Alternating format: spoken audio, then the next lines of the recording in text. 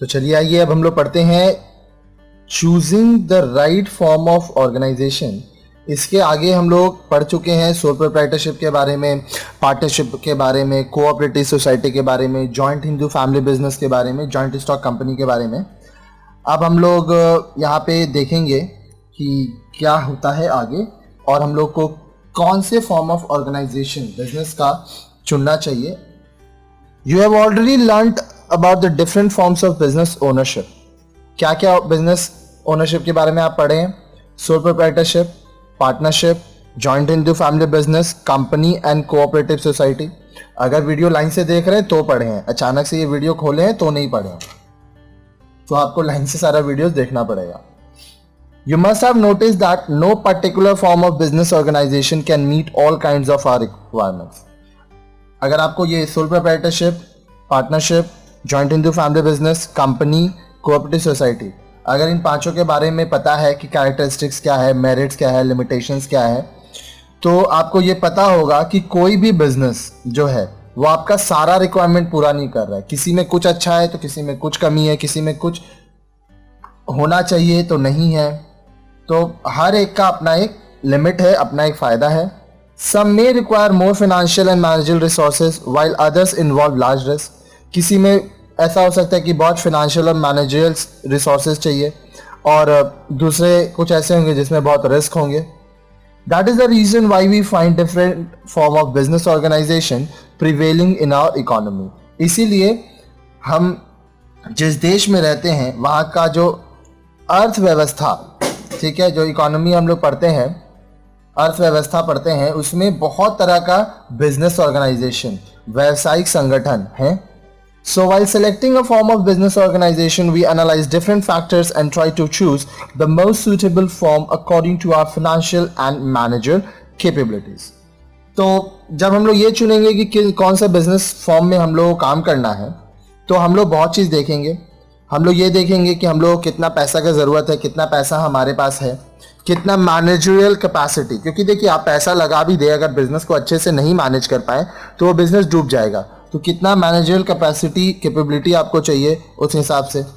We will now study those factors which may help us in selecting the right form of business organisation. अब हम लोग एक एक करके पढ़ेंगे और हम लोग को ये समझ में आएगा कि हमारे अनुसार हम लोग को कौन सा बिजनेस ऑर्गेनाइजेशन चुनना चाहिए। सबसे पहला, ईज ऑफ फॉर्मेशन।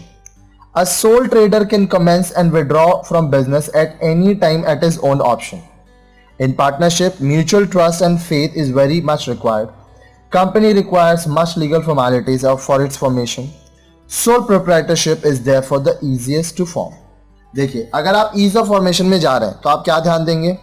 जो सोल ट्रेडर है, अकेला काम कर रहा है, वो जब चाहे बिजनेस को चालू करे, जब चाहे बंद करे, जैसे उसको चलाना है चलाए, कोई ना रोकने वाला है ना टोकने वाला है। Next, partnership. अब मान लीजिए आप किसी के संग पार्टनरशिप में हो, मान लो आप और मैं पार्टनर हूँ, तो हम दोनों के बीच ट्रस्ट होना चाहिए, एक दूसरे के लिए विश्वास होना चाहिए कि हम लोग एक दूसरे के संग अच्छे से काम कर रहे हैं। अगर आप कंपनी खोल रहे हो तो बहुत सारा लीगल फॉर्मेलिटीज़ है, इसमें बहुत समय लगता है। तो अगर आप ईज ऑफ फॉर्मेशन के हिसाब से जाओ कि कौन सा बिजनेस सबसे जल्दी हम सेटअप कर सकते हैं, तो वो है sole proprietorship. Next, availability of large resources. One man business is the best business in the world if the owner has enough resources and ability to manage. अगर आप अवेलेबिलिटी ऑफ लार्ज रिसोर्सेज, बहुत सारा आपको संसाधन चाहिए, इस concept पे जा रहे हो, तो ये याद रखना कि वन मैन बिजनेस, अकेला आदमी का बिजनेस दुनिया का सबसे अच्छा बिजनेस है अगर वो आदमी अपने हिसाब से उसको जितना रिसोर्सेज, संसाधन, जितना पैसा, जगह, काम करने के लिए रॉ मटेरियल्स एंड एवरीथिंग चाहिए वो उसके पास है और साथ ही साथ वो सब कुछ अच्छे से मैनेज कर पा रहा है, तो सबसे बढ़िया है कि आप अकेले काम करो। This statement shows that a single person is unable to undertake big business mainly because of limited resources and managerial ability. अब देखिए, इससे ये तो श्योर है, अगर कोई अकेले काम कर रहा है तो वो बहुत ज़्यादा करोड़ों अरबों रुपया नहीं लगा सकता। साथ ही साथ बिजनेस जितना बड़ा होता जाएगा उसको मैनेज करना एक आदमी के लिए नामुमकिन सा होता जाएगा। In partnership also the financial resources of partners are limited. अब पार्टनरशिप आप पढ़े होंगे तो आपको पता होगा कि बैंकिंग में मैक्सिमम 10 पार्टनर हो सकते हैं, अदर बिजनेस में 20। तो ये लोग मिल के भी जितने भी आप पार्टनर्स बनाएंगे एक लिमिटेड पैसा ही लगा पाएंगे, लिमिटेड रिसोर्सेज ही होगा आपके पास। Therefore, only a company can raise enough capital and hire expert knowledge required for the management of a big business. तो इसलिए अगर आपको लार्ज रिसोर्सेज में जाना है तो आपको करना होगा कंपनी फॉर्म ऑफ बिजनेस, जहां पे आप बहुत ज्यादा कैपिटल पूंजी इकट्ठा कर सकेंगे, साथ ही साथ आपके पास पैसा होगा, इसलिए आप एक्सपर्ट नॉलेज, जो लोगों को बहुत ज्यादा अच्छा नॉलेज रहता है पर्टिकुलर फील्ड्स में, उनको आप जॉब देंगे, उनको हायर करेंगे और आप अच्छे से अपने बिजनेस को मैनेज कर पाएंगे. नेक्स्ट, लायबिलिटी और risk. We know that liability of members is unlimited both in sole proprietorship and partnership, and limited in case of a company and cooperative society. Since members hesitate to undertake big risks, they prefer to invest in a company.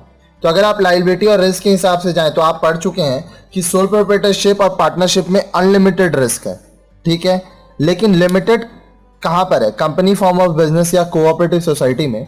तो इसलिए जो members हैं वो बहुत ज्यादा risk नहीं लेना चाहते हैं, तो वो कंपनी में इन्वेस्ट करेंगे. लोग शेयर्स खरीद के इन्वेस्टमेंट करना ज्यादा पसंद करते हैं. चलिए आगे देखिए, stability. Stability is essential for success of any business. अब देखिए, कोई भी बिजनेस है अगर वो स्टेबल नहीं है, सही से काम नहीं कर रहा है, ठीक है, तो क्या होगा कि उसका सक्सेस नहीं होगा. तो स्टेबिलिटी जो है वो बहुत ज़्यादा इंपॉर्टेंट है किसी भी बिजनेस के ग्रोथ के लिए.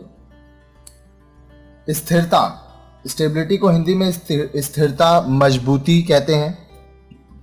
The existence of a company and cooperative society does not depend on the health and wealth of its member.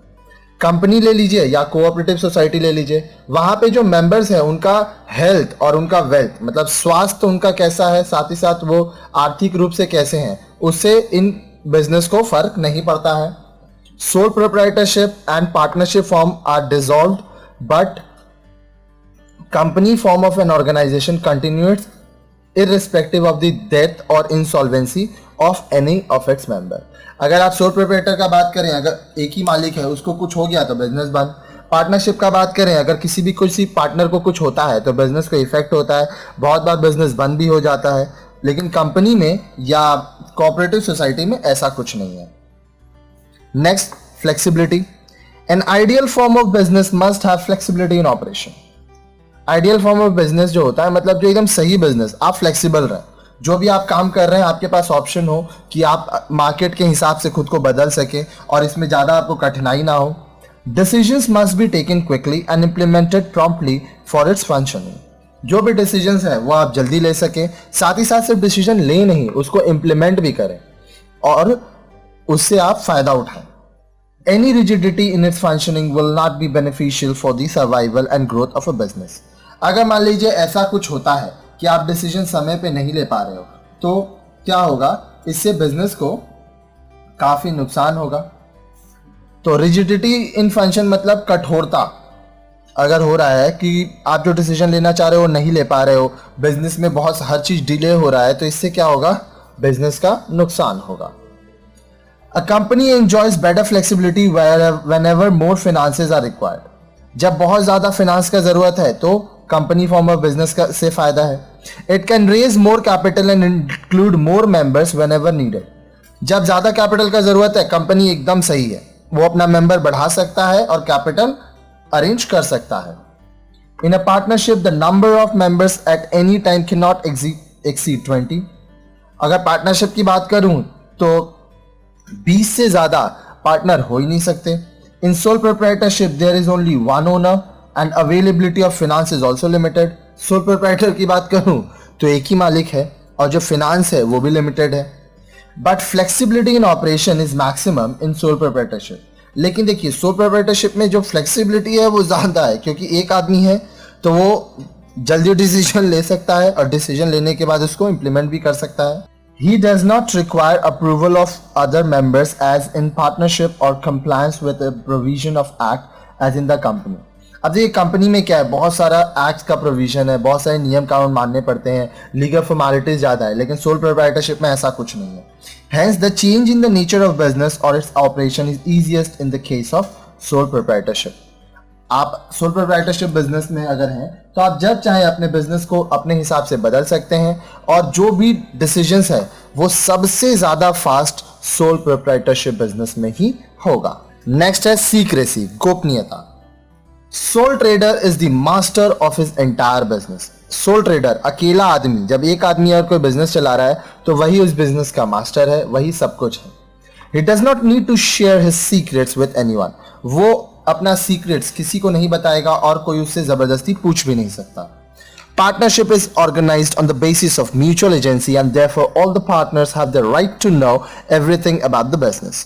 Partnership में क्या है, जितने पार्टनर होंगे सबको बिजनेस के बारे में जानने का अधिकार है। A company is required to file a number of documents and publish its annual reports. Company की अगर मैं बात करूं तो उसमें बहुत सारे डॉक्यूमेंट्स होते हैं और साथ ही साथ उसका जो बुक्स ऑफ अकाउंट्स है एनुअल रिपोर्ट में उसको डालना पड़ता है काफ़ी कुछ। Therefore, secrecy is the least in case of company. इसलिए कंपनी फॉर्म ऑफ बिजनेस में जो सीक्रेसी है वो सबसे कम रहता है, सोल प्रोप्राइटरशिप में सबसे ज्यादा रहता है। Extent of state control. While it is not possible altogether to avoid compliance with governmental regulations, the entrepreneur will always like to choose that form of business organization which has minimum government interference. अब देखिए, हर तरह से तो आप सरकार को अपने business से दूर नहीं रख सकते, लेकिन आप अगर कोई एंटरप्रेन्योर है, बिजनेसमैन है, तो आप क्या चाहेंगे कि ऐसा कोई बिजनेस आप करें जिसमें सरकारी हस्तक्षेप, सरकार का जो कंट्रोल है वो बहुत ही कम हो, ना के बराबर हो। A company has to fulfil many legal formalities before it can commence its business. Company की मैं बात करूं तो कंपनी में बहुत सारा लीगल फॉर्मेलिटीज होता है बिजनेस चालू करने से पहले। Even after the formation it has to comply with various legal provision. Formation, उसको बनाने के बाद भी बहुत सारा ऐसा लीगल चीज है, ठीक है, जो कि कंपनी को मानना पड़ता है और लीगल फॉर्मेलिटीज के थ्रू उसको जाना पड़ता है। In sole proprietorship and partnership the government control is comparatively less. अगर मैं कंपनी से कंपेयर करूं तो सोल प्रोप्राइटरशिप और पार्टनरशिप में जो कंट्रोल होता है सरकार का वो एकदम ना के बराबर होता है। तो चलिए आइए अब हम लोग आगे जो पढ़े उसको एक टेबल में हम लोग देखते हैं क्या है। Following table presents a summary and comparisons of different characteristics of sole proprietorship, partnership and company. ये कैरेक्टरिस्टिक्स है। इस कैरेक्टरिस्टिक्स में सबसे ज्यादा फायदा किससे होगा, सबसे कम फायदा किसमें है? सबसे पहला अवेलेबिलिटी ऑफ फाइनेंस। जब आपको बहुत पैसा चाहिए आप कंपनी पे जाइए। सोल प्रोप्राइटरशिप में बहुत ज्यादा पैसा अरेंज करना बहुत मुश्किल है क्योंकि यहाँ पे एक जन है और यहाँ पे अनलिमिटेड लोग हैं। ये इन्फिनेटिव का साइन है, इन्फिनिटी मतलब unlimited. Cost of organising and dissolving. किसी चीज को ऑर्गेनाइज करना मतलब स्टार्ट करना या खत्म करना इसमें सबसे आसान है सोल प्रोप्राइटर। आप आसानी से अपना एक सोल प्रोप्राइटरशिप अकेला आदमी अपना बिजनेस चालू कर सकता है। कंपनी में ये बहुत मुश्किल है। एक तो चालू करना बहुत डिफिकल्ट होता है क्योंकि बहुत लीगल फॉर्मेलिटीज है, साथ ही साथ बंद करना भी डिफिकल्ट होता है क्योंकि बंद करने का भी एक लीगल फॉर्मेलिटीज है। Ease of organising and dissolving.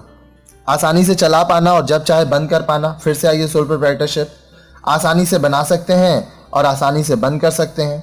अगर आप ऑर्गेनाइजेशन की बात करें तो एक आदमी है, खुद से सब ऑर्गेनाइज कर रहा है। कंपनी में बहुत बड़ा बिजनेस है, बहुत लोग ऑर्गेनाइज कर रहे हैं, इसलिए आसानी से ऑर्गेनाइज करना या डिसॉल्व करना मुश्किल है, ठीक है, आसानी से नहीं होगा।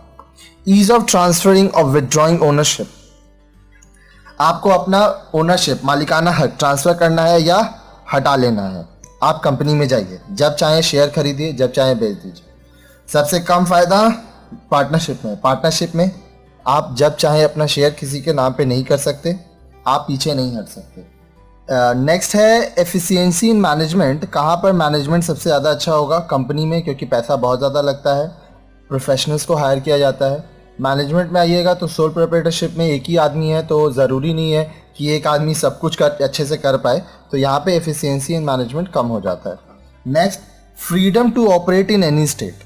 सोल प्रोप्राइटरशिप किसी भी स्टेट में आराम से काम हो सकता है। इसमें कंपनी में ये थोड़ा डिफिकल्ट है, आप किसी भी स्टेट में कंपनी नहीं खोल सकते। बहुत सारा लीगल फॉर्मेलिटीज़ है जो आपको मानना पड़ेगा और उसके हिसाब से चलना पड़ेगा। Government controls and restrictions. इसमें जो है कंपनी में सबसे ज़्यादा फायदा है माफ़ कीजिएगा, यहाँ मिसप्रिंट है। अगर आप गवर्नमेंट कंट्रोल एंड रिस्ट्रिक्शंस की बात करेंगे तो सोल प्रोप्राइटरशिप में ही ज़्यादा फ़ायदा है, ठीक है, क्योंकि बहुत ही कम सोल प्रोप्राइटरशिप और पार्टनरशिप में बहुत ही कम गवर्नमेंट कंट्रोल या रिस्ट्रिक्शंस होता है, और सबसे ज़्यादा रिस्ट्रिक्शंस और कंट्रोल आपका कंपनी फॉर्म ऑफ बिजनेस में होता है। Next, length of life, company का लाइफ सबसे ज़्यादा होता है, सोल प्रोप्राइटर का सबसे कम। कुछ भी अगर मान लो एक ही आदमी है, कुछ हो गया उसको, बिजनेस खत्म। यहाँ पे अगर किसी मेंबर को कुछ हो भी जाता है कंपनी में तो उससे कंपनी को कोई फर्क नहीं पड़ता है, कंपनी बंद नहीं होता है। सिंप्लिसिटी ऑफ ऑपरेशन, अगर सिंप्लिसिटी पे जाएंगे तो सबसे ज़्यादा फायदा सोल प्रोप्राइटर में है। एक आदमी है, अपने हिसाब से सब कुछ कर रहा है, बहुत सिंपली बिजनेस को चला रहा है। कंपनी बहुत ही कॉम्प्लेक्स होता है, इसीलिए यहाँ पे बहुत ज़्यादा फायदा नहीं है। बहुत ज़्यादा अगर आप सिंप्लिसिटी की बात करेंगे तो कंपनी अगर आप बना रहे हो तो उसमें सिंप्लिसिटी ऑफ ऑपरेशन का चीज़ आपको नहीं मिलेगा।